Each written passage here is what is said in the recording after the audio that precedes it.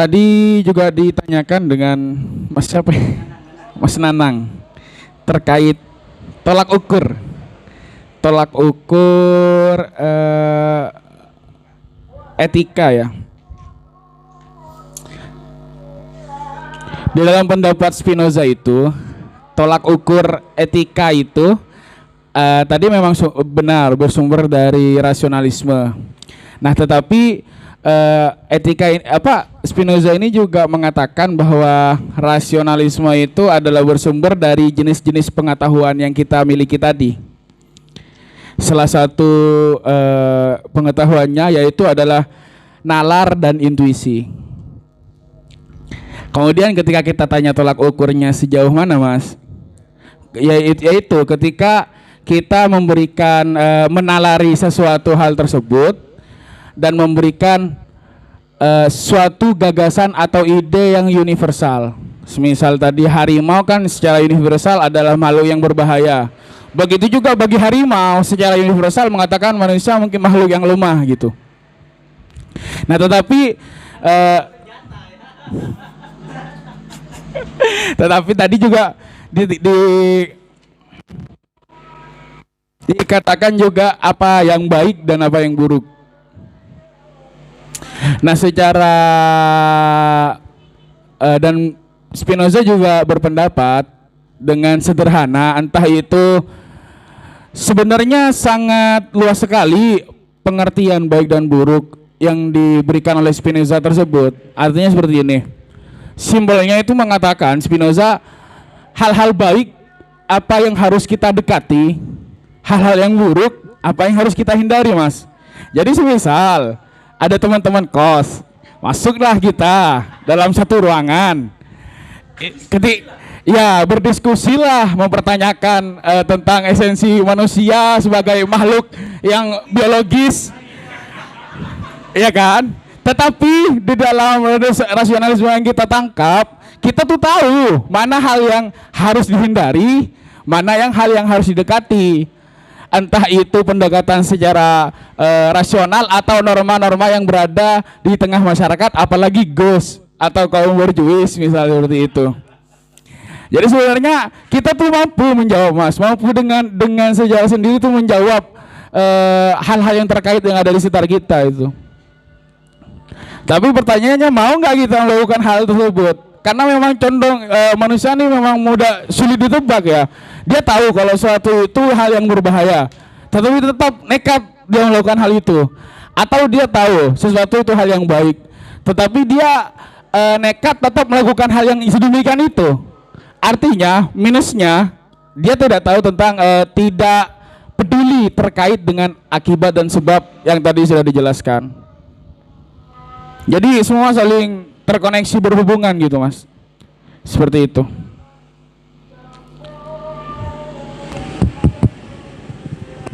Cek.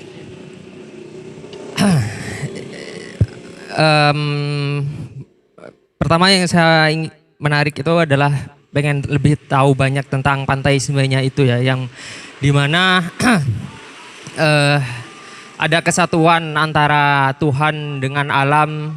Artinya bukan Tuhan itu tidak diartikan sebagai Tuhan yang personal kan ya, bahwa alam itu ya Tuhan itu sendiri kan gitu. Bahkan dirinya sendiri yang tadi disebutkan itu adalah dirinya sendiri adalah Tuhan bahkan kan gitu, dalam Tuhan yang di bagian substansi itu, bahwa dia akan menemukan esensi Tuhan dalam dirinya sendiri. Mungkin ini dari dasar yang panteisme ini berimplikasi pada etika itu tadi. Artinya dalam teologi ketuhanannya itu kan harus Tuhan itu sendiri harus dirasionalkan kan ya. Dirubah bentuk dari yang kemudian gak rasional gitu, kemudian dia merubah itu menjadi semuanya menjadi rasional. Dari yang dasarnya teologi sudah seperti itu, sudah harus rasional, bahkan implikasinya pada etika juga harus rasional juga gitu. Tapi dari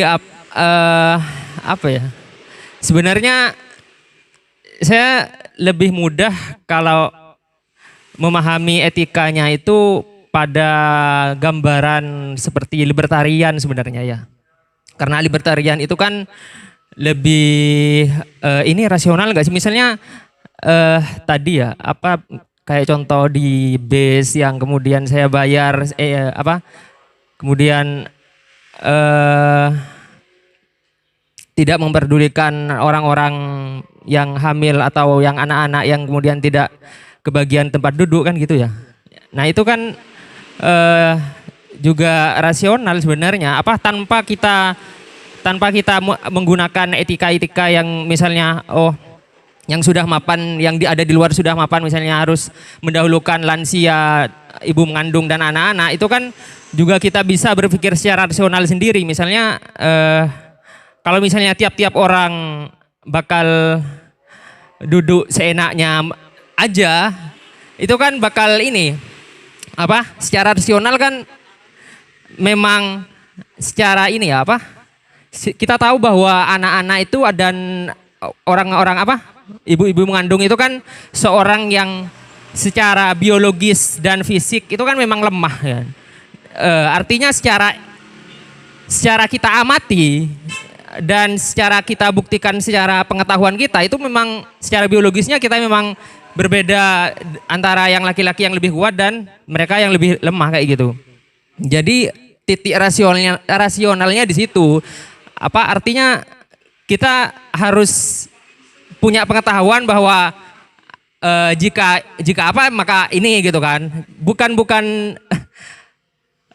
Bukan berarti kalau konsep libertarian kan seperti itu. Misalnya tadi juga dicontohkan orang yang pengen kayak gitu, iya diskusi biologis gitu ya.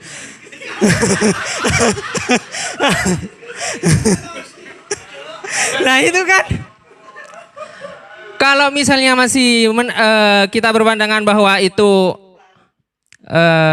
menurut etika yang ada di masyarakat pada umumnya itu kan misalnya dosa atau dihukum sama masyarakat digiminain atau gitu ya, hukuman masyarakat yang karena memang norma yang ada di masyarakat gak membolehkan itu karena intinya adalah alasan yang agama yang metafisik gitu kan, itu kan gak rasional sekali gitu. Padahal kalau misalnya berdasarkan Spinoza ini yang mirip-mirip menurut saya agak libertarian, itu bebas dong, secara individual kita bebas gitu, kita punya kebebasan tanpa memperdulikan norma-norma itu. Tapi gak berhenti di situ sebenarnya. Itu kan misalnya kalau kita akhirnya melakukan yang seperti itu gitu, itu kan secara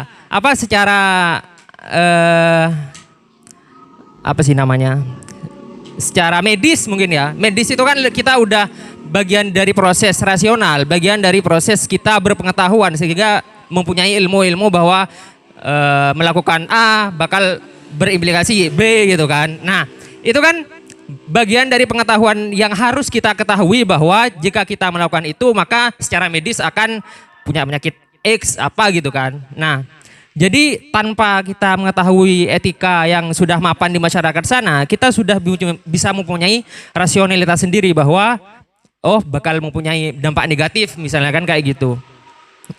Itu sih mungkin sebenarnya saya jadi kayak bertolak belakang dari apa yang disampaikan pemateri tadi gitu. Karena Spinoza ini melandaskan pikirannya pada rasional. Tapi ketika tadi dicontohkan orang pasangan itu yang ingin melakukan seperti itu, tadi dijawab bahwa harus berlandaskan pada etika-etika yang sudah mapan. Karena kalau masih jadi ini bertolak belakang tidak apa yang disampaikan di awal tadi gitu. Padahal harus disampaikan diberlandaskan secara rasional gitu. Nah itu kalau misalnya masih memperdulikan etika-etika yang sudah mapan itu tadi, bahwa akan bertolak belakang dari konsep dasar si Spinoza sendiri, karena dia etika yang sudah mapan itu kan sudah agak ya kayak gitu kan udah agak irasional kan kayak gitu. Bahwa misalnya Apa lagi ya? Hukuman mati bagi apa sih? Ya, itu kan kalau misalnya hukuman mati ya secara apa? Aturan-aturan yang sudah mapan di masyarakat kan mungkin ada beberapa kelompok yang punya aturan bahwa jika seperti itu harus dihukum mati misalnya. Tapi secara empirik kan kita buat apa mati gitu kan? Dia dihukum mati? Karena yang kita inginkan adalah ya hukuman secara empirik gitu yang kita bisa amati. Karena kalau mati kan ya nah perihal Allah itu kan, perihal Tuhan itu kan ngapain kita mikirin ke situ? Maksudnya kalau secara empirik misalnya itu kalau hukuman secara empirik itu kan lebih realistis ya, lebih rasional. Misalnya di Kebiri gitu kan, iya seumur hidup disiksa terus gitu kan. Nah itu kan secara rasional lebih masuk akal gitu. Makanya kenapa kayak gitu, misalnya contoh kayak gitulah. Kita harus memikirkan rasional itu lebih ke secara empirik itu tadi, yang dimana lebih mengutamakan dampak-dampak yang secara real kita bisa amati gitu, bukan nggak masuk akal kan gitu. Itu sih saya sebenarnya dari tadi saya pengen nanya itu, tapi saya coba mencari pendekatan misalnya ke libertarian, kayaknya udah mendekati ke situ kayak gitu. Saya pengen tahu itu tadi pertanyaan tentang tadi agak menyinggung tentang proposisi kayak gitu ya. Saya pengen tahu misalnya itu terbentuknya kayak gimana gitu, ngerti gak? Kalau misalnya ambil contoh misalnya kayak yang panteisme tadi gitu, yang bertolak belakang dengan Descartes, karena kemarin saya juga ngisi Descartes ya. Gimana prosesnya misalnya dari premis A, B, kemudian implikasinya maka apa gitu.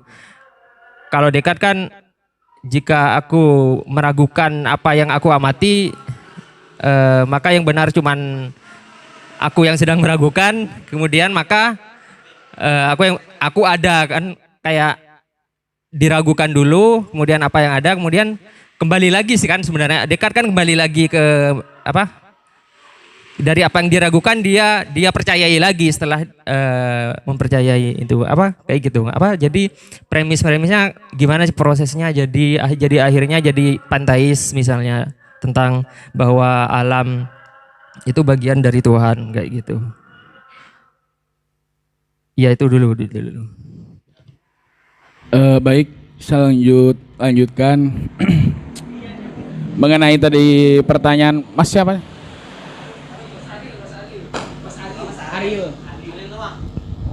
Mas Aril ya.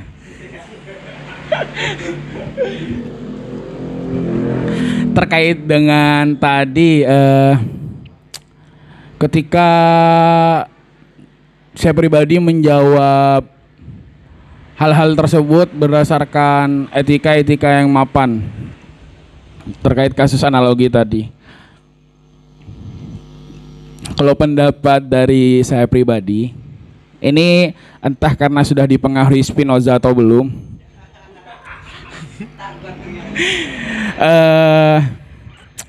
tadi mengatakan bahwasanya Spinoza itu untuk setiap ide dan gagasan itu harus sifatnya universal agar bisa memberikan kesepakatan bersama seperti itu. Nah, yang saya masih belum bisa menerka terkait dengan sifat universal tadi itu sendiri, Mas. Jadi kayak misal tadi dikatakan bahwa adanya diskusi biologis, kemudian secara etika mapan tidak memperbolehkan hal itu sebenarnya kan irasional gitu. Tetapi kemudian yang kita hadapi di sini juga dibentrokkan dengan pemikiran Spinoza yang lain. Artinya di satu sisi dia mengatakan kita harus melakukan tindakan berdasarkan hal yang rasional. Di sisi lain dia mengatakan bahwa hal yang baik adalah hal yang kita dekati, hal yang buruk adalah hal yang kita hindari gitu. Sesimpel itu. Jadi misal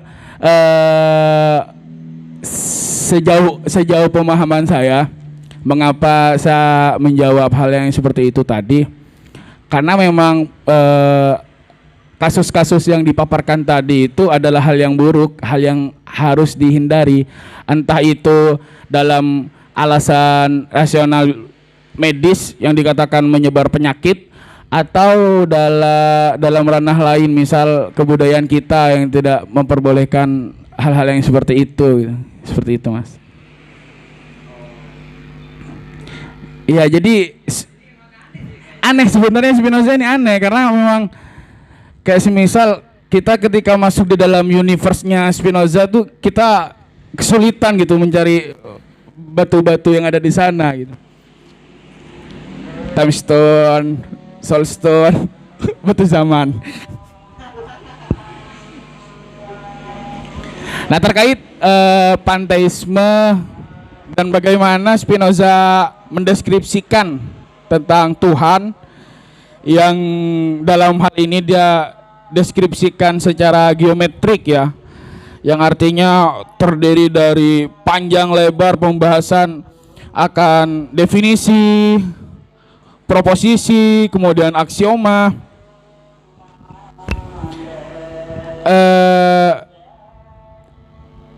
Sejauh yang saya pahami, sebenarnya pembahasan di sini sudah komprehensif, sudah lengkap.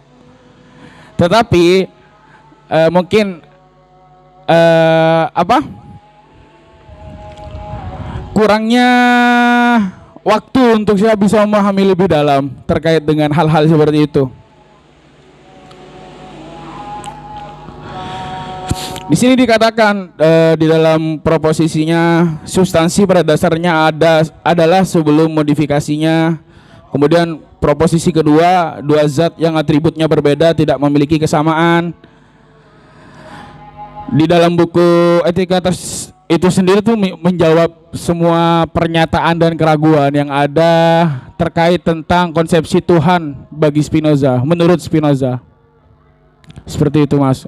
Jadi mungkin jika Mas masih memiliki keraguan dan keresahan yang sama, bagi saya merekomendasikan langsung untuk membaca buku dari Etika Spinoza tersebut untuk merekonstruksi pikiran.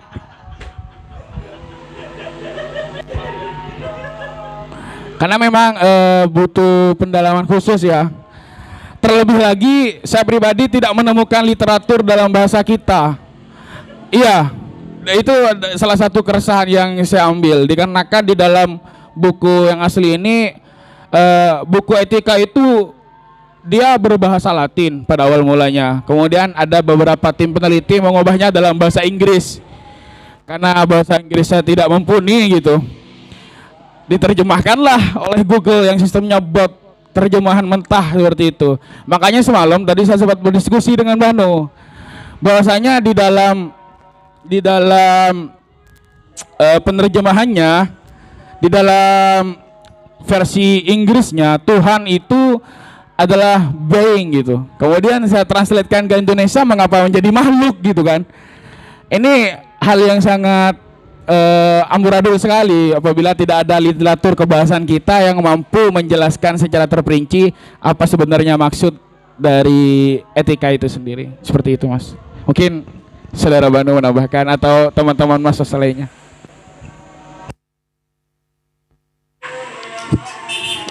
Nanti ini menarik karena panteisme itu kan sebenarnya mirip sama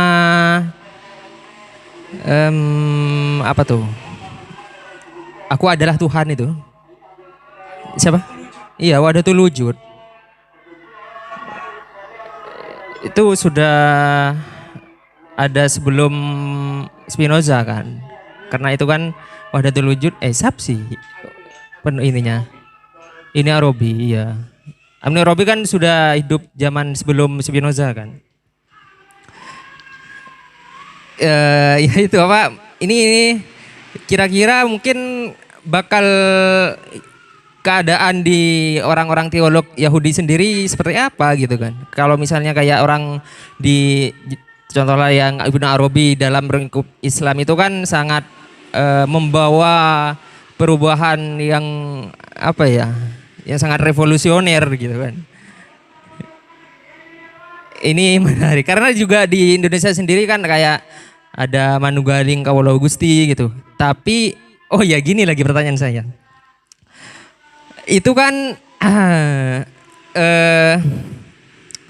saya kira bukan antara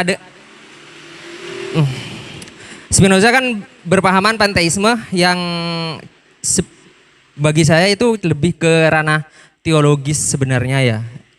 Sedangkan apa yang jadi pembeda pada Descartes yang kemudian memisahkan antara dualisme itu tadi, Descartes itu bukan di ranah teologis sebenarnya. Itu di ranah ilmu-ilmu.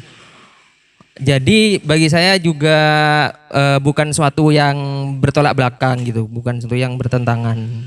Karena kedua ini bekerjanya beda gitu. Ya itu sih. Saya pertanyaannya mungkin kalau dalam ilmu-ilmu tadi sudah ini ya apa gambarannya kayak etika itu tadi sih harus rasional ya. Tapi kalau Descartes itu kan masih rasional sih. Cuman Descartes lebih condong ke logisnya, sistematis dan logis. Karena kan bukan kalau rasional ya memang harus mau tidak mau juga harus empirik kan sebenarnya. Maka harus masuk akal. Sedangkan logis itu kan aturan logis. Mau dia gak masuk akal pun kalau aturan logisnya benar kan ya benar gitu kan, logis. Descartes lebih ke sistematisnya ke yang logis cenderungnya gitu. Mungkin kalau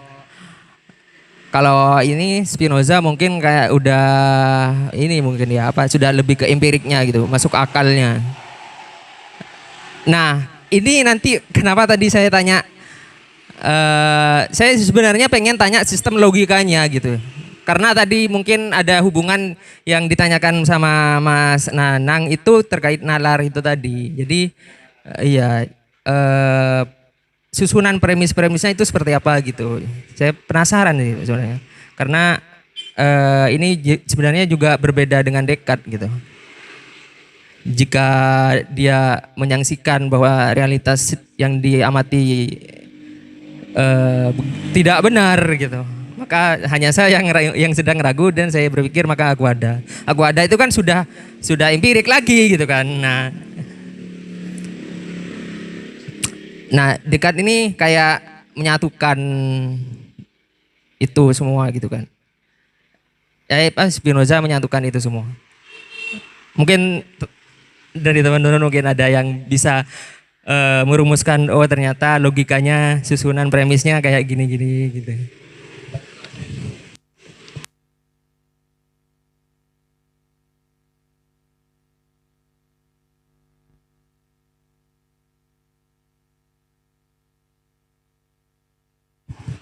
Bismillahirrahmanirrahim. Sebenarnya saya tidak tahu ya.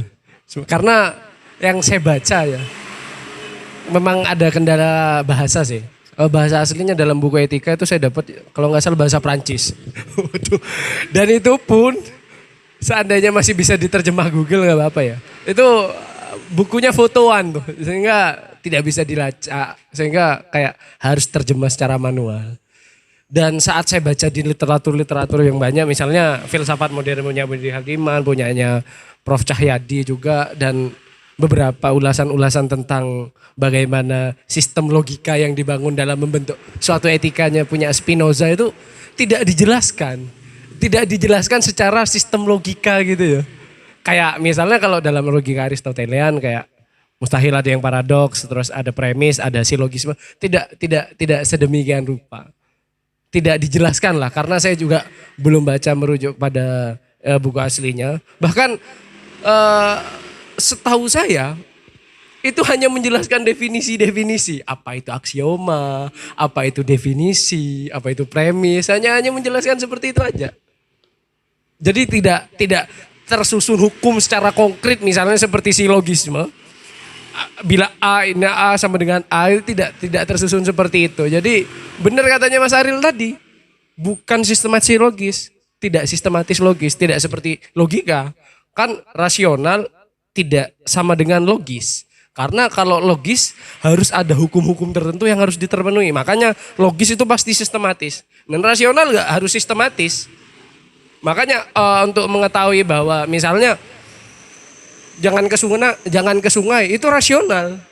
Tapi kalau mau yang logis harus dijelaskan kenapa kok nggak boleh ke sungai. Ada premisnya. Tadi di utara hujan, nanti ada banjir susulan. Jadi jangan ke sungai dulu. Nah, itu logis. Tapi kalau rasional tidak harus seperti itu. Jadi misalnya saat kita mendapat kalau dalam istilah Spinoza kita sudah mengetahui akibat. Nah, itu titik rasionalisasinya di sana. Nah, yang ingin saya sampaikan di sini saya justru bertentangan pendapat dengan Mas Waki dengan Mas Aril di antara dua paradoks mungkin yang disampaikan tentang Spinoza tadi. Pendapat tentang ini. Apa itu dah? Yang universal dengan sesuatu hal yang baik ya. Sesuatu hal yang baik itu apa yang kita dekati dan yang buruk itu apa yang kita hindari. Nah, sebenarnya itu tidak bertentangan, justru rasional menurut saya dan menggunakan pendekatan prinsip norma-norma sebagai landasan etis itu rasional. Cuma rasional yang tidak dalam tataran yang paling atas. Misalnya seperti ini. Untuk kan pertanyaan saya yang paling awal tadi, apakah orang yang tidak mengetahui prinsip sebab akibat dalam artian dia tidak mengetahui tentang hal itu, jadi dia tidak tahu tentang sebab akibat tentang hal itu. Nah, pertanyaannya apakah dia masih dapat berperilaku etis? Ya kan gitu ya? Sehingga jawabannya bisa dengan apa? Dengan menyematkan pada hukum-hukum normatif yang sudah ada. Karena dia tidak tahu. Seandainya dia tahu tentang sebab akibatnya, maka dia tidak perlu terikat dengan hukum normatif tertentu. Misalnya, dia mengetahui bagaimana konsepsi adat kita. Sehingga ternyata untuk hormat kepada orang yang lebih tua, tidak harus menundukkan kepala. Bisa dengan senyum misalnya. Tapi karena orang yang benar-benar tidak tahu sama sekali, dia bahkan nunduknya sampai terlalu ke bawah. Misalnya gitu ya. Misalnya. Jadi saya agak bertentangan dengan hal itu. Jadi kayak itu merupakan suatu bentuk rasionalisasi paling dangkal. Tapi itu rasional, tapi dangkal. Itu rasional tapi dangkal. Cuma kita kan sebagai orang-orang yang merindukan tenggelam ya. Iyalah, kita kan rindu tenggelam. Jadi sebenarnya saya kayak agak dapat benang merah dari kenapa kok ijtihad itu nggak boleh sembarangan gitu. Kenapa ada kaum-kaum kaum-kaum footnote. Ya, kaum-kaum footnote kan ya. Footnote untuk menunjukkan, kita menggunakan footnote untuk menunjukkan bahwa kita bukan ahlinya. Kan gitu. Saat kita ahlinya ngapain pakai footnote kan gitu. Wong kita yang nyusun konsep misalnya gitu. Masa mau footnote diri sendiri gitu. Nah, pertanyaannya Mas. Apa dah pertanyaannya? Lupa saya. Sampai lupa. Ingat. Ada konsepsi seperti ini. Saya enggak tahu. Apakah ini permainan logika deduktif-induktif? Atau di luar itu? Dalam konsepsi kita, agama kita, Islam ya. Ada misal suatu bentuk logika lah. Ini sebenarnya wishword, tapi karena kita coba pakai pendekatan geometrik etikanya punyanya siapa? Spinoza. Kalau saya tangkap dari bacaan-bacaannya secara implisit, batas geometrikal logikanya itu adalah ada sebuah garis lurus dan untuk melakukan tindakan etis itu harus berdasar kepada pengetahuan yang matang. Sehingga kita dapat melakukan suatu bentuk tindakan-tindakan yang etis. Bisa dikatakan etis karena ada pemahaman yang menyeluruh. Sehingga dia dapat menarik suatu inferensi yang tepat. Dan inferensi yang tepat dari suatu pemikiran tadi dinamakan tindakan yang etis. Nah, permasalahannya di budaya kita, di adat kita, di ajaran-ajaran kita justru berlaku sebaliknya. Dengan bahasa al-adab qoblal ilmu. kan seperti itu ya. Maksudnya kita teman-teman yang anak pesantren kita tahu semua adab sebelum ilmu. Nah, bagaimana fenomena ini dapat dikaji. Adab sebelum ilmu. Kan ini bertentangan dengan logika geometrik bagaimana membangun suatu konsepsi etika, perbuatan etis. Apakah mungkin seperti itu, Mas?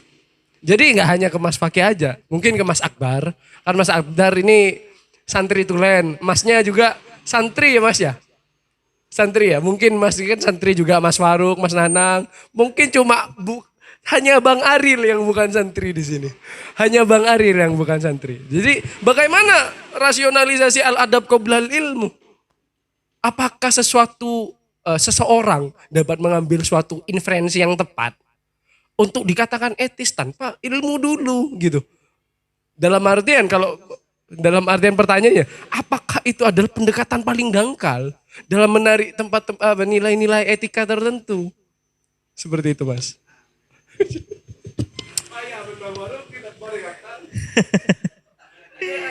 Ya cuman gini ya Subhanu ya. Sebenarnya tidak bisa kita itu menjudge bahwa seorang santri, karena tadi kan ya soalnya Mas Banu satu santri juga. Yes, I see. Cuman akan tapi ketika kita berada di lingkungan pesantren itu sendiri, karena memang etika tengka menurut bahasa Maduranya itu memang kita dipupuk di sana sebenarnya. Bagaimana memang etika itu seolah-olah memang dibentuk berdasarkan apa yang menjadi kebutuhan, apa yang menjadi kebiasaan dan menjadi polarisasi sosial di dalamnya. Ya. Bahkan ketika kita lihat lebih jauh,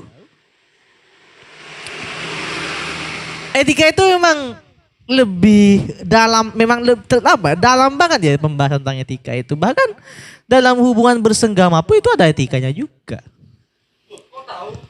Enggak, saya kan belum selesai bicara.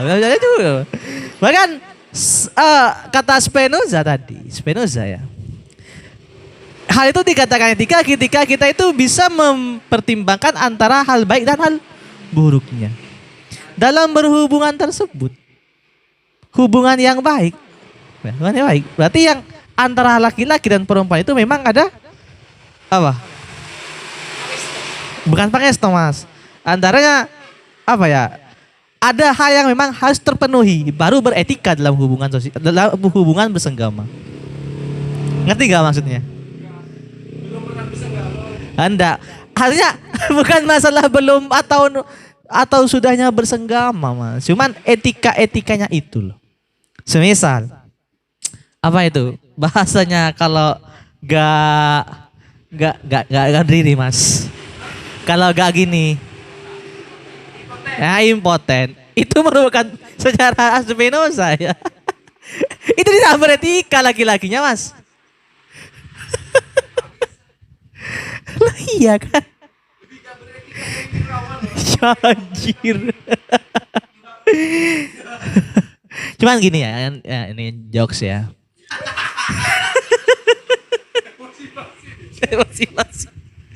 Cuman gini, bahkan kadang apa yang jadi pertanyaan Mas Banu itu kadang ketika kita menggunakan etika, bahkan sebenarnya kita itu tidak memiliki ilmu tentang etika, kan seperti itu bahasa sederhananya, Mas. Cuman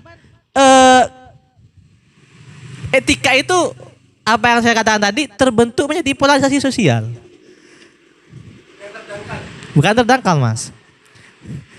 Jadi ada hal yang menjadi acuan dari seseorang itu untuk beretika. Contohnya, hanya jadi polarisasi. Saya melihat, anggap saja saya masih belum mondok waktu itu. Cuman karena di sana ada polarisasi sosial di dalam pondok itu sendiri, bahwa memang kita yang lebih itu harus menghormati. Menghormatinya bukan semata-mata karena ingin mengabdikan diri kita terhadap senior kita, enggak. Sebagai bentuk penghormatan atas apa yang sudah menjadi kebiasaan dalam pola sosial tersebut.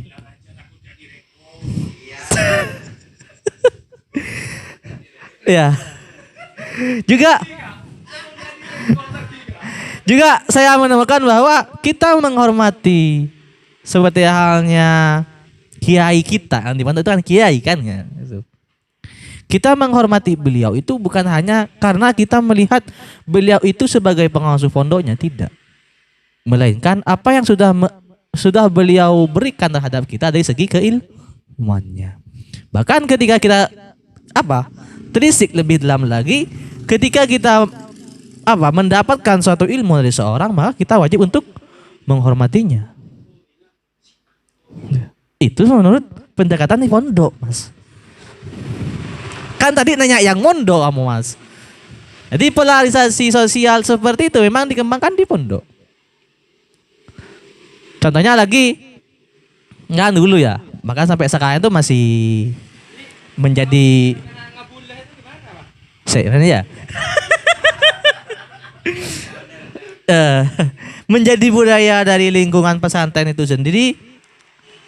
Ketika kita ada guru kita itu lewat, bahkan kita itu kan berdiri gitu kan sambil nunduk gitu kan ya. Penghormatan, Mas, penghormatan gini. Apanya, Mas?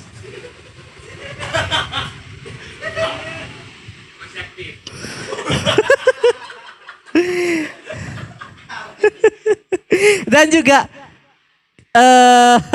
ya gak tahu ya ini kalau peribahasa Madura itu tengkar itu ada ilmu nih kok kayak gitu. Tengkar itu gak ada bukunya katanya. Gak ada bukunya, cuman ada kayak di sana di rak simposium itu ada buku dengan judul Tengkar. Nah, itu ada. Jadi sudah ada bukunya sekarang. Jadi pandangan-pandangan perihal Tengkar itu tidak ada buku, sekarang sudah ada gitu loh. Terbantahkan oleh adanya buku karangan dari Rahasan itu.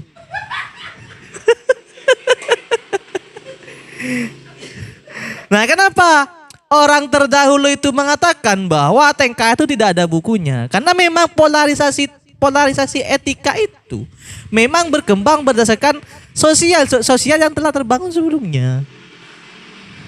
Kayak gitu. Dan mungkin buku ini terlahir karena memang ya gak tahu ya juga isi dari buku itu dengan judulnya yang memang sangat menarik. Kemarin saya tuh waktu bedah bukunya itu juga hadir. Cuman ya pertanyaan-pertanyaan yang diajukan itu kayaknya memang jauh dari pembahasan dari buku itu. Jadi interaksi bagaimana membongkar isi buku itu tidak terlalu terlalu dibongkar lah, tidak terlalu ditelanjangi padahal isi dalam bukunya itu bukan tidak berdiri, Mas. Ya, jadi suatu yang mungkin menjadi kebiasaan dari orang-orang Madura itu sendiri, khususnya dengan bahasa-bahasa bahwa buku Tengkar itu tidak ada bukunya. Tengkar ada buku necong kayak gitu katanya. Nah cuma tidak ada bukunya. Nah itu jadi etika itu berkembang berdasarkan polarisasi dalam sosial itu sendiri. Sehingga membentuk sebuah hal yang menjadi kebiasaan dan terformalkan dalam setiap kehidupan yang terjadi di sosial itu sendiri. Seperti itu.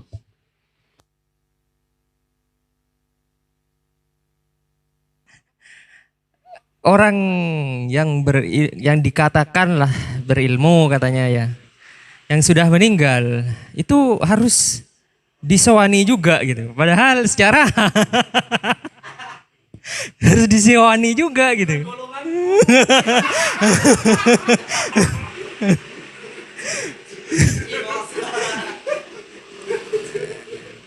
Itu kan sudah ya begitulah gitu kan.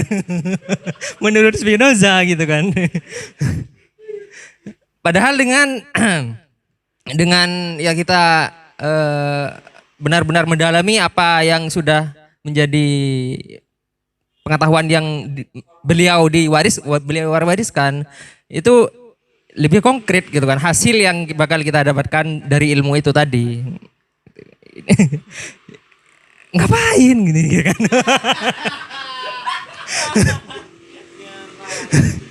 Sampai keliling Jawa bahkan.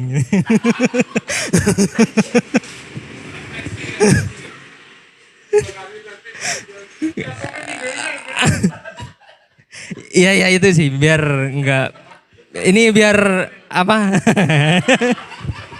Biar ada tanggapan dari apa? Dari tadi yang apa yang menjadi dogma tentang adab dan ilmu itu tadi.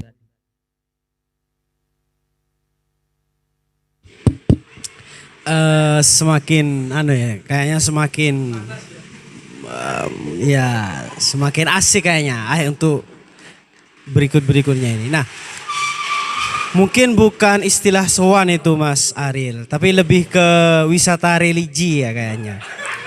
Dan secara pendapat ketika kita mengikuti Spinoza itu hanya memikirkan bagaimana bentuk sebabnya sebagai orang yang alim di situ. Perihal akibatnya ya wis gak mau tahu gitu. Apakah nanti akan mendapatkan ini atau mendapatkan itu ya terserah. Yang penting memang ya sudah hanya sekedar untuk bagaimana mungkin ya silaturahmi dan sebagainya. Jadi seperti itu. Nah, ketika kita dikembalikan kepada Spinoza, saya melihatnya itu adalah bentuk ketika orang dari semisal dari Jawa ke Madura dan sebagainya ya kan, dengan tanda kutip wisata religi ya kan, itu hanya memikirkan sebabnya tersebut. Perihal akibatnya nanti ke depan-depannya ya wis, mungkin mereka berpendapat bahwa mungkin akan ada suatu hal yang nanti bisa menjadi sebuah kebaikan akhirnya, mungkin seperti itu. Jadi ya bagus juga sih. Ya hanya saja kan ketika kita dilarikan kepada sistem yang mana bentuk apa tadi itu Mas? Kita tahu yang didekati gimana itu tadi? Ya baik dan buruknya.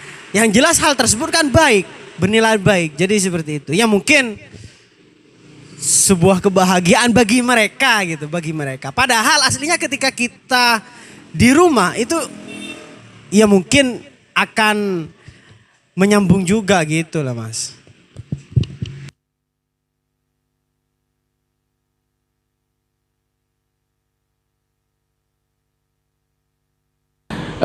Terkait dengan wisata religi itu ya wisata masa lalu lah sebenarnya. Ya refleksi itu hal yang bersifat reflektif bagi saya. Terkait dengan entah adat-adat apa yang dibangun di dalam wisata-wisata tersebut, itu kan sudah menjadi apa ya, keseragaman kita di dalam hidup bermasyarakat. Ya memang jika dikaitkan dengan pikiran dari Spinoza tersebut terkait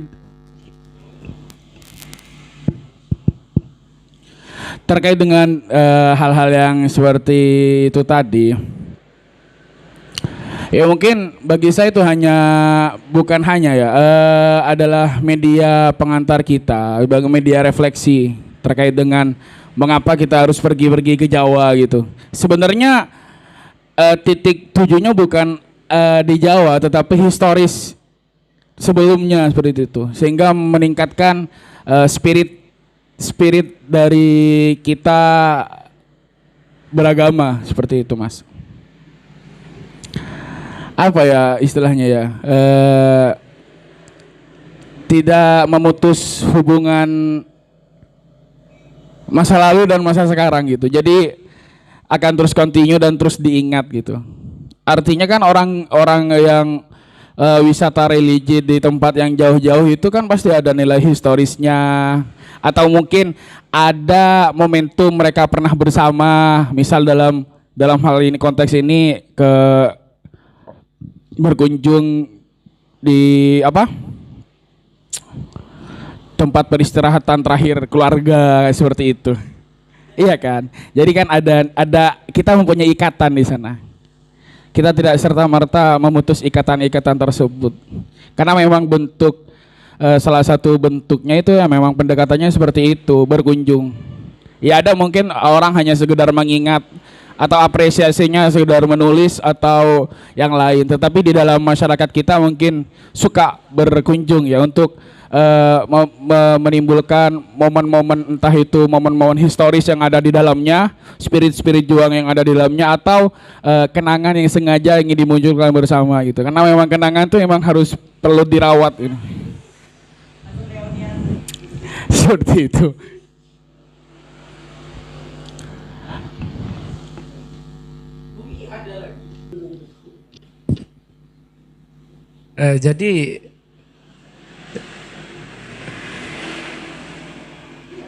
Jadi secara garis besar maksudnya ini tidak bisa ya?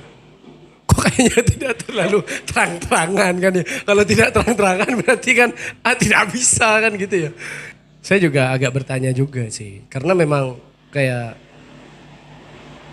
bagaimana kita mau bisa beradab kalau kita tidak punya wawasan ya? Adaptasi lah. Kalau adaptasi bagi hewan kan ada 3 ya? Ada fisiologis, ada apalagi macam ada 3. Cuma manusia kan adaptasinya cuma 1, tingkah laku. Itu untuk menolak teori evolusi aja sih. Manusia itu beradaptasi melalui tingkah laku karena dia punya otak. Kalau manusia adaptasinya melalui bentuk tubuh, berarti dia tidak punya otak. Iya kan? Harus memaksimalkan potensi lainnya selain otaknya. Dan itu mungkin keunggulan manusia ya.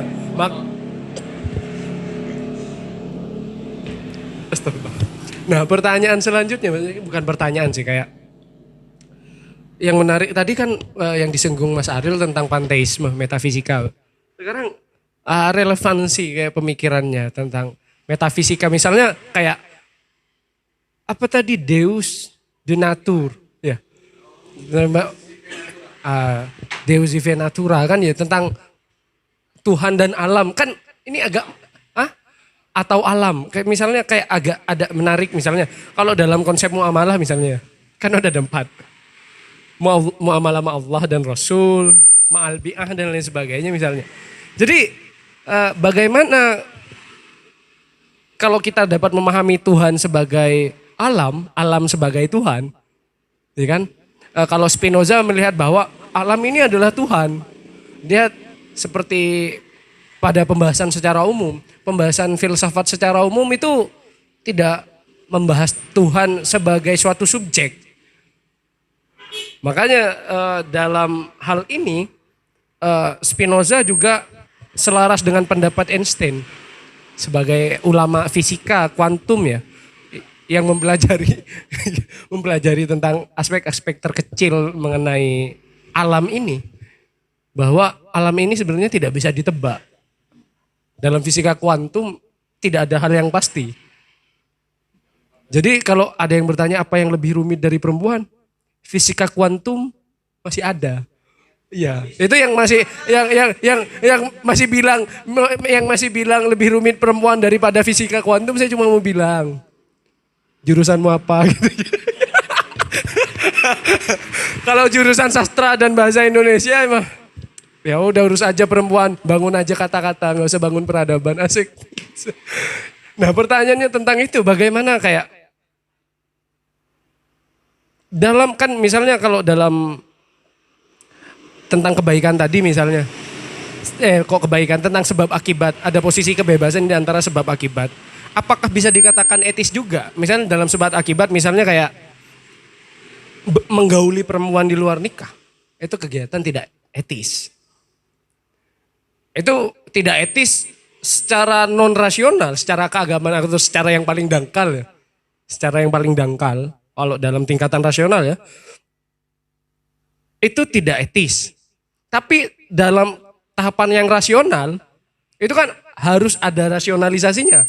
Dan rasionalisasinya itu dapat menyebabkan perempuan itu hamil di luar nikah.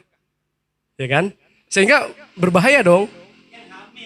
Iya, ya. Nah, pertanyaannya di situ. Bagaimana apabila dalam suatu pertimbangan tersebut kita kan dalam ada sebab akibat nih. Kita menghapus akibatnya. Apakah tindakan dengan menghapus akibatnya itu dapat dikatakan etis juga? Dan bagaimana peran Tuhan di dalam membangun filsafat etika Spinoza? Soalnya dia kan bapak panteisme. Kalau bapak panteisme, dia pasti teisme. Teis kan? Dia percaya Tuhan. Dan Tuhan menjadi suatu pokok pemikiran yang paling penting dalam alat pisau analisis etika seorang Spinoza. Makanya kalau dalam etika Spinoza sebenarnya itu saya lebih setuju kalau judul kita pada siang hari ini nih Amor de Intellectus kan ya. Amor de Intellectus. Bagaimana pengetahuan yang sejati terlebih tentang etika itu bermuara pada Tuhan. Bagaimana relevansinya itu sebab kalau tidak ada itu maka penghapusan akibat-akibat dapat menimbulkan suatu tanggung jawab yang namanya etis. Iya kan? Kalau cewek itu tidak boleh digauli karena takut hamil di luar nikah, tinggal pakai KB dan itu etis. Dan itu persoalan di barat sekarang kan ya. Makanya kemarin yang dikecam karena ini berbeda budaya mungkin ya. Di Bekasi kalau nggak salah, daerah Jakarta pokoknya. Bekasi itu dikecam karena ada pembagian kondom gratis kan ya. Yang viral kemarin-kemarinnya. Kalau dalam pendekatan etika Spinoza yang jika hanya dipertimbangkan kepada konsep sebab akibat, mereka mengambil tanggung jawab etis dengan cara menghapus akibat. Jadi seandainya seks bebas itu tidak menyebabkan HIV/AIDS, maka seks bebas itu etis kan seperti itu. Dan apakah itu cukup seperti itu? Jadi kayak sekarang ada pertanyaan mengenai nilai-nilai yang lebih dalam. Karena kayak jawaban-jawaban rasional itu rata-rata tidak dalam. Karena apa-apa yang sudah dapat dirasionalisasi memang sangat membosankan ya Mas ya. Termasuk kenapa cinta itu sampai sekarang masih relevan itu dibahas. Mungkin karena gak ada rumusnya. Coba geometri. Seorang profesor sudah malas bahas geometri. Karena dia sudah hafal titik bengeknya. Kecuali dia mendapatkan teori baru. Kan seperti itu ya.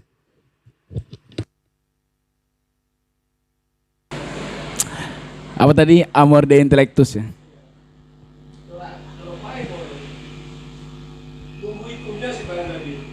Biar bisa berkembang. Harus dibawa ke Tuhan biar seksi.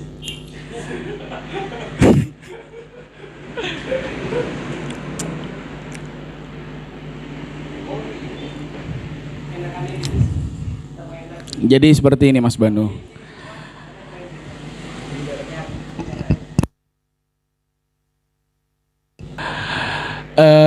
Di salah satu poin yang dikatakan oleh Spinoza, entah letaknya di mana saya tidak lupa, apa di definisinya atau aksioma atau proposisinya. Dia mengatakan bahwa atribut itu ada karena kebutuhan.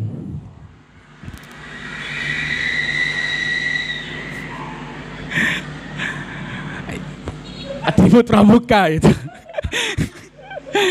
Atribut itu ada karena kebutuhan, Mas Banu.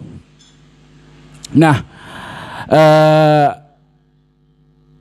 yang jadi pertanyaannya sekarang, ini saya mohon maaf, sepertinya melempar pertanyaan kembali ini. Bukan melempar pertanyaan kembali, juga memiliki kerasan yang sama terkait dengan Spinoza ini. Artinya gini, dia mengatakan bahwasanya setiap sesuatu yang bukan substansi itu ada karena kebutuhan. Seperti misalnya hukum alam yang bermuara dari sebab akibat. Seperti kita ketahui awal mula alam dari singularity gitu. Kemudian ada teori Big Bang. Kemudian tahun 2012 ditemukan partikel baru, partikel Higgs boson gitu, partikel Tuhan. yang melandasi bagaimana terciptanya atom.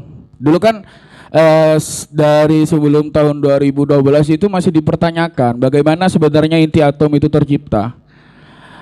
Karena yang terjadi ketika itu hanya ada ledakan neutron, elektron, proton tanpa didasari bagaimana mereka menjadi atom. Nah, kemudian muncullah peneliti-peneliti di Eropa itu di dalam peneliti yang namanya CERN, gue nggak salah, singkatannya lupa. Dia membuat medan gravitasi yang begitu besar, berapa puluh kilometer, hanya untuk satu, untuk mencari partikel Tuhan ini, partikel Higgs. Bagaimana awal mulanya atom itu tercipta. Nah, kemudian dari situlah seharusnya fisika kuantum nanti di kemudian hari akan tambah mempunyai terobosan-terobosan baru dan tidak serumit itu nanti. Iya. Iya. Jurusan bahasa Indonesia.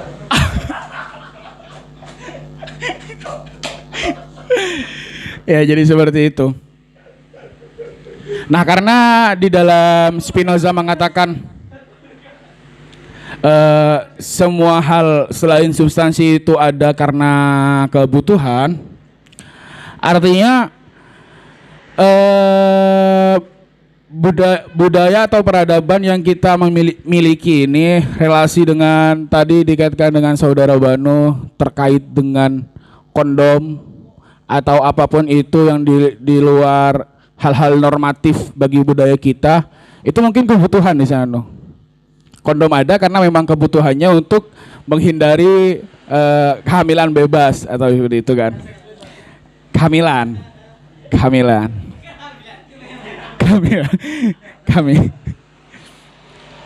Nah,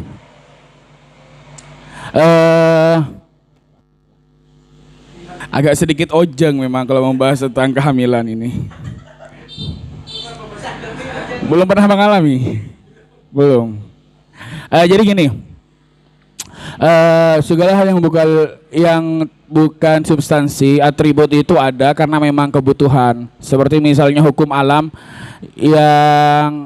yang memang tidak spontan langsung terjadi gitu. Kayak tadi tidak langsung dengan recehnya alam tercipta, dengan recehnya manusia ada gitu kan. Jadi itu ada rantai, bukan evolusi Mas, bukan juga evolusi. Artinya ada suatu sebab akibat yang terbentuknya hal-hal tersebut gitu. Ya bisa jadi evolusi juga sih sebenarnya, bisa.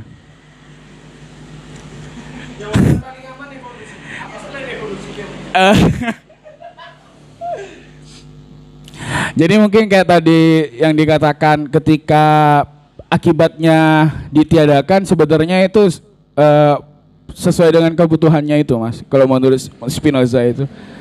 Lagi-lagi kita apa ya, jawaban Spinoza ini terkesan seperti bermain aman seperti itu loh. Jadi saya kurang. Oh, jadi kayak libertarian beneran ya, gak ada batas-batas nilai seandainya kayak seks bebas boleh asalkan. Ya karena memang pokok pembahasan Spinoza ini menyeluruh Mas, tidak dalam bagian bidang-bidang tertentu, artinya dalam hal A boleh B, tidak boleh C, diperbolehkan D, tidak. Dia langsung mengatakan emosi itu melahirkan sekian, asalinya sekian. Jadi kayak rumusan dasar itu. Misalnya itu rumusan dasar yang kemudian dalam penjelasan saya menjadi rumusan dangkal gitu kan. Saya kurang paham. Kayak gini, kayak menurut Spinoza tadi, selain hal yang bukan substansi, itu atribut. Dan atribut itu ada karena kebutuhan. Misalnya kalau dalam bagaimana melihat seks bebas dalam etika Spinoza misalnya. Apa yang substansi dalam etika Spinoza mengenai seks bebas? Kalau kita analisis pakai seperti itu ya. Sehingga misalnya yang substansi dalam etika Spinoza itu adalah anti seks bebas itu tidak boleh. Atau memang akibatnya aja, karena ya akibatnya itu kan hamil bebas kalau menurut sampean. Ya kayak atribut ya. Berarti kalau seandainya hamil bebas, seks bebas itu bukan substansi misalnya. Bukan substansi, berarti menyebarkan kondom itu termasuk perbuatan etis? Dalam sudut pandang Spinoza itu etis, Mas. Berarti sudut pandang Spinoza seks bebas ini berarti dalam sudut pandang Spinoza seks bebas itu substansi. Seks cek. Nang. Dalam sudut pandang Spinoza itu atribut itu kan ada dua. Itu ada atribut perluasan, ada atribut pemikiran. Atribut pemikiran berupa bentuk ide atau gagasan. Atribut perluasan itu seperti halnya semesta yang mengurai, memperluas gitu. Tadi kan semisal seks bebas itu kan atribut dari perluasan, dari esensi yang sebenarnya. Terkait dengan itu adalah hal yang substantif atau tidak, kalau dalam sudut pandang Spinoza ini hal yang substansi itu hanya ada satu, seperti itu, Mas. Jadi tidak mau mengatakan hal-hal ada dua substansi dalam kehidupan, dia tidak bisa menerima hal itu.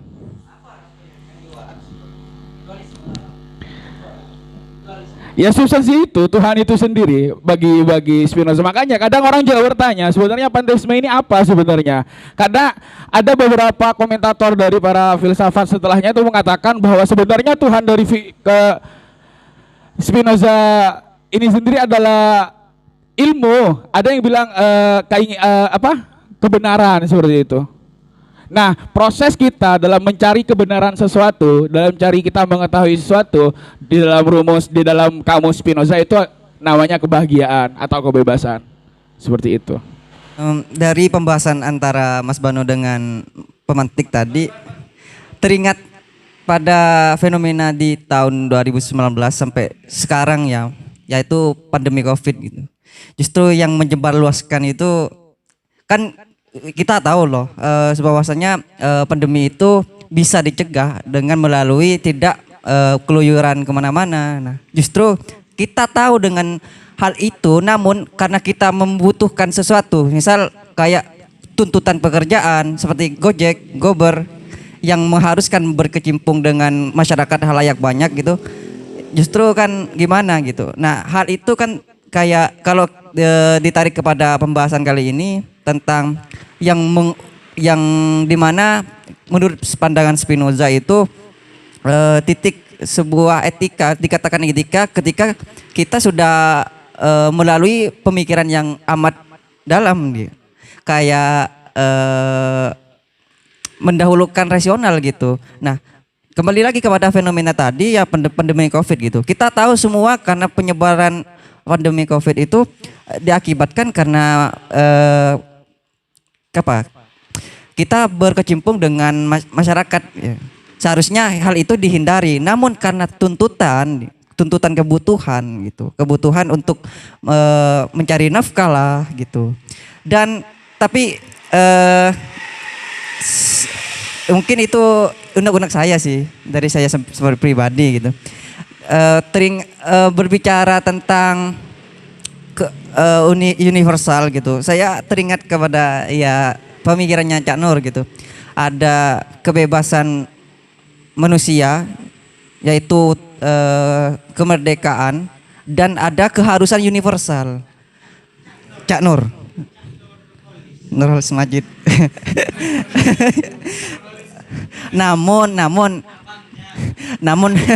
namun pembahasannya memang jauh, bukan konteks dalam pembahasan kali ini. Cuman kiranya ada kesamaan lah, yang dimana titik utamanya di sini sebenarnya dari pembahasan kali ini yaitu bagaimana kita memfungsikan yang namanya otak kita gitu.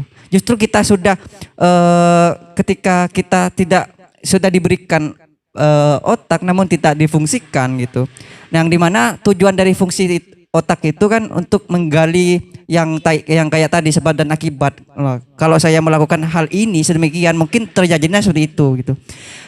Agar ya, nah dari Cak Nur itu agar kita tidak berpasrah diri dengan keadaan gitu. kalau dalam bahasa Islamnya itu orang-orang yang fatalisme atau berpasrah diri dengan keadaan, justru tidak melakukan tindakan yang justru ya kalau tidak melakukan tindakan tersebut ya tidak akan tidak menemukan apa nantinya yang terjadi. Sebenarnya ada sih, tapi lupa satu lagi pertanyaan yang mungkin menjadi kegelisahan saya terhadap pemikirannya dari Spinoza. Mungkin cukup ini saja dulu, mungkin ada nanti tanggapannya ya gitu. Spinoza cukup membuat kita gelisah ya sebenarnya dari tadi. Entah saya merasa gelisah sendiri atau kita merasa gelisah bersama.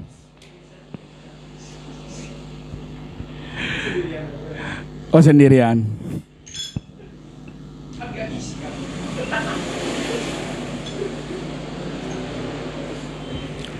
Tapi yang pasti di dalam pemikiran Spinoza melihat realitas kehidupan itu memang semua tindakan-tindakan yang dia lakukan atau doktrin-doktrin yang dia ajarkan kepada para pengikutnya Spinozian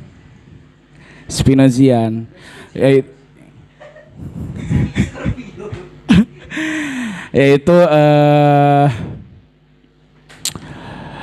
selalu mengeksplorasi bagaimana pengetahuan kita dapatkan entah melalui nalar atau intuisi. Jadi seperti itu. Mungkin kalau kita tarik kesimpulannya ini ya apapun tindakan kita itu kita harus mengetahui terlebih dahulu bagaimana sebab akibat dan kemudian bagaimana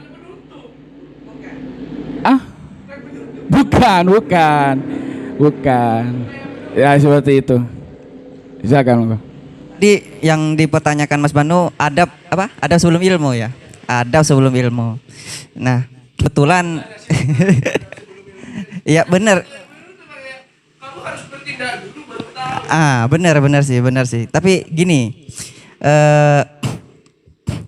tadi dari Spinoza kan rasional bukan kunci dari segalanya, tapi kita masih memiliki intuisi yang dimana gerak hati, yang intuisi itu gerak hati, mungkin cenderung ke sana mungkin menurut ya pengetahuan saya sih.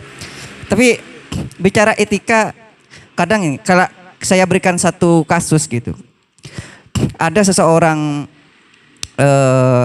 orang tua kakek kebetulan pada saat itu yang dimana kakek-kakek tersebut menolong seseorang yang sedang terjatuh.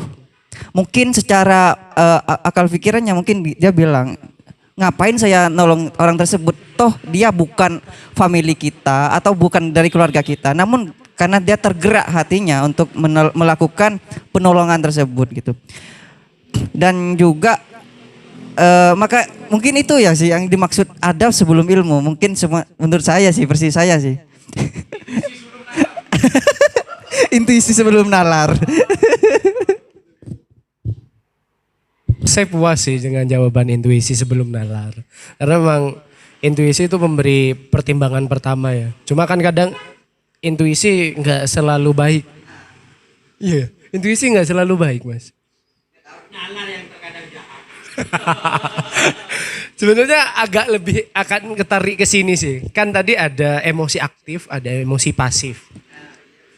Saya pertanyaannya kayak gini. Kan ada perbuatan yang bisa dikatakan etis, ada perbuatan yang bisa tidak dikatakan etis. Nah, pertanyaannya, medan keduanya itu ada di antara emosi yang mana? Misalnya kayak kalau emosi aktif, emosi pasif menurut Spinoza adalah saat kita mendapatkan suatu gerak hati atau intuisi, ide, tapi kita tidak melaksanakan hal itu. Pakai mic Mas, kasihan yang di Iya pakai mic bilangnya. Pakai mic bilangnya. Astagfirullah. Iya, bahasa lainnya gimana? Pengertian lain dari emosi aktif dan emosi pasif ini, emosi aktif adalah hal-hal yang memadai, sesuatu yang memadai yang kita ketahui. Sedangkan emosi tidak aktif ini hal yang tidak memadai.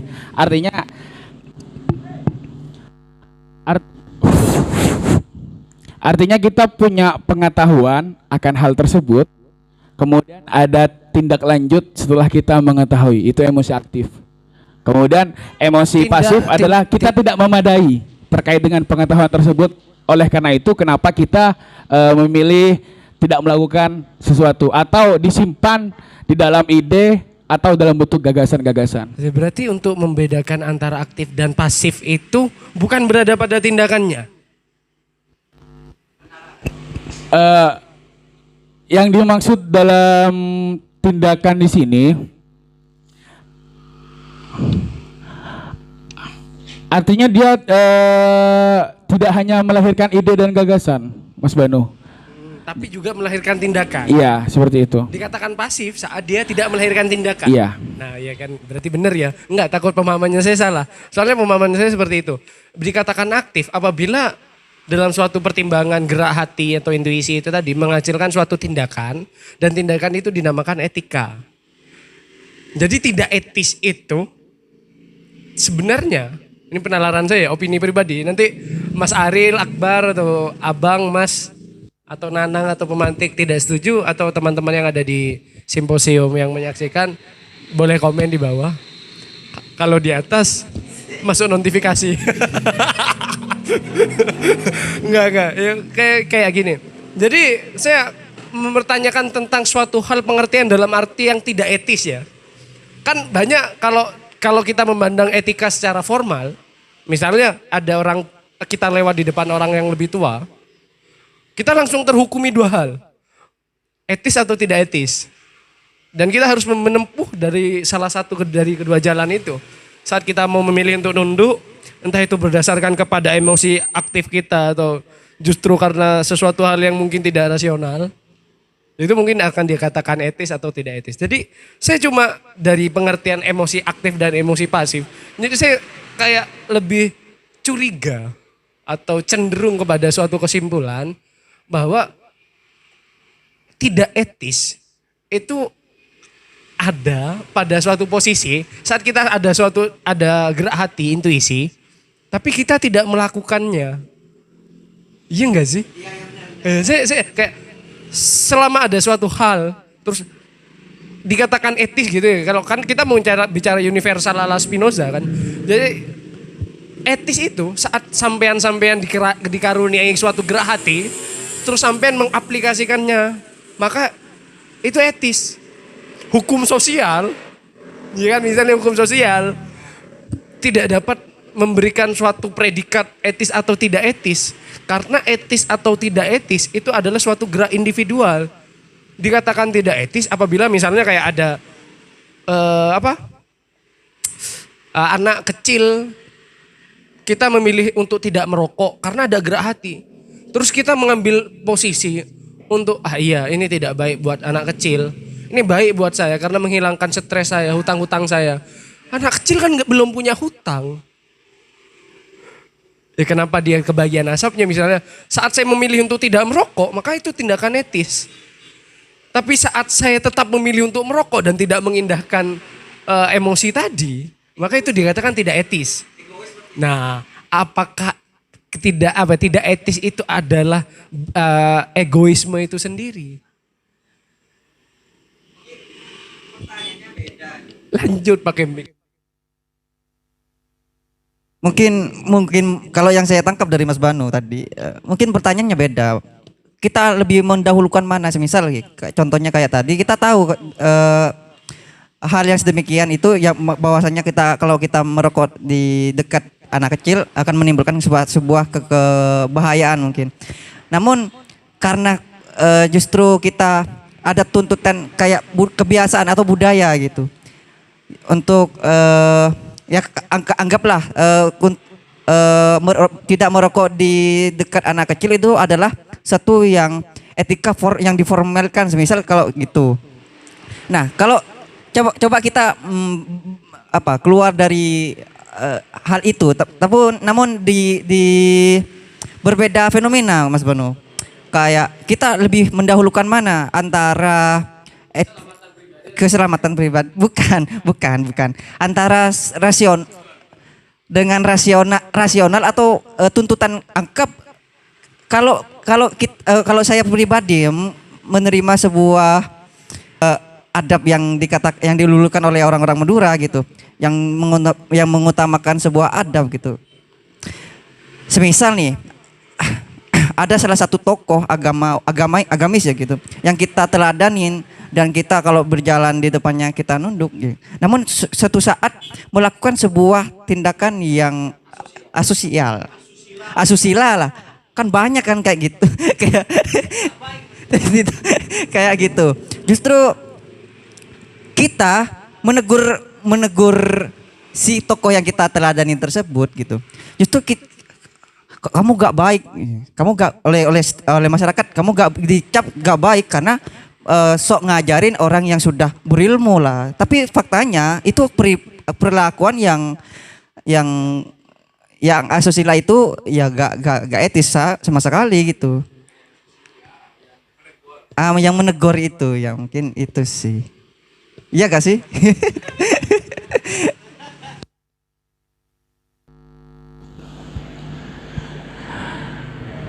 Di luar pendapat dari Spinoza, artinya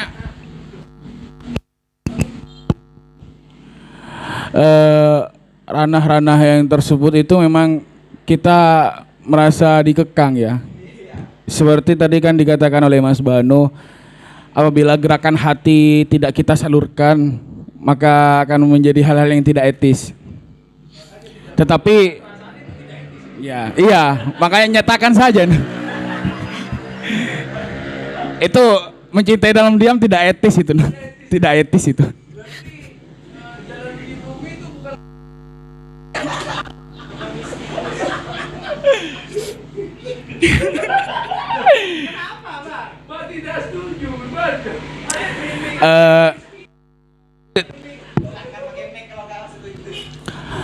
Tapi ketika pernyataan oleh Mas Banu, ketika gerak hati seseorang adalah menjawab hal yang etis atau tidak etis, kita kayaknya balik lagi ke bahasa universal, Mas Banu.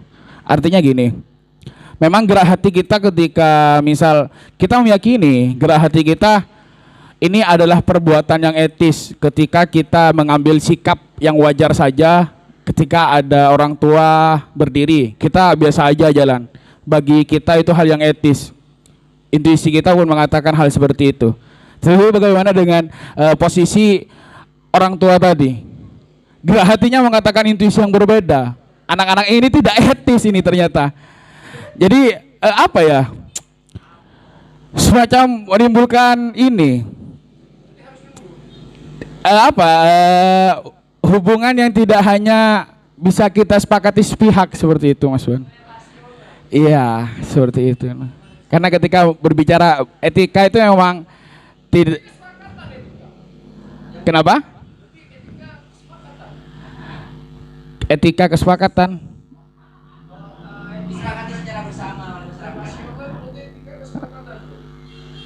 Dalam sudut pandang pribadi saya iya sejauh ini. Tetapi ketika kita masuk ke dalam universe yang lain, universe-nya Spinoza tidak berkata demikian. Seperti itu, Mas Banu.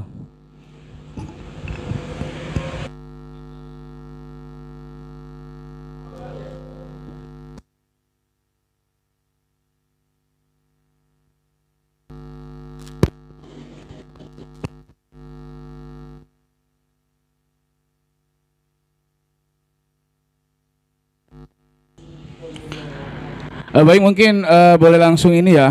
Karena gini Mas Banu, ketika kita bicara etis tidak etis ya. Saya pribadi ketika menjawab sesuatu yang belum saya memadai terkait dengan tentang tadi seperti halnya Mas Aril, bagaimana konsep panteisme dari seorang Spinoza ini, apa sebenarnya perbedaan yang mendasar atau bagaimana penjelasan lebih lengkapnya.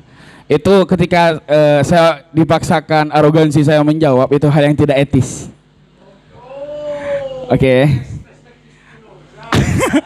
Itu hal yang tidak etis. Tetapi itu PR bagi saya. Mungkin nanti bisa saya sambung lagi di dalam tulisan-tulisan yang akan hadir di forum simposium. Baik. Itu akan menjadi PR bagi saya, pertanyaan-pertanyaan ini yang belum bisa terjawab dikarenakan meneliti Spinoza ini tidak cukup untuk waktu 3 hari 4 hari, Mas Bano. Seperti halnya kita mencintai seorang perempuan itu.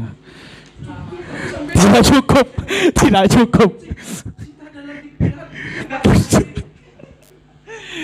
Ya seperti itu. Mungkin dicukupkan saja ya teman-teman simposium. Dikarenakan memang kapasitas untuk sementara ini, karena memang hal baru bagi saya pribadi, Mas. Spinoza ini hal yang baru. Tetapi ketika kemarin ditanyakan Mas Banu apakah ingin mengisi materi, saya jawab siap. Karena saya siap untuk berprogresif bersama gitu. Saya tidak mau ketinggalan dengan saudara Mas Banu seperti itu. Jawaban tidak itu seakan-akan menolak maju seperti itu, saudara Mas Banu.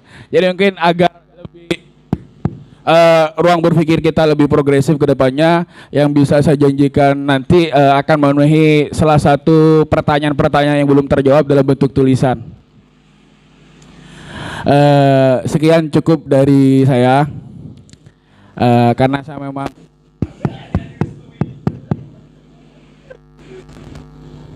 sebenarnya saya tadi membawakan hal-hal yang tidak etis, di mana tidak menjawab secara puas pertanyaan-pertanyaan dari para audiens, tetapi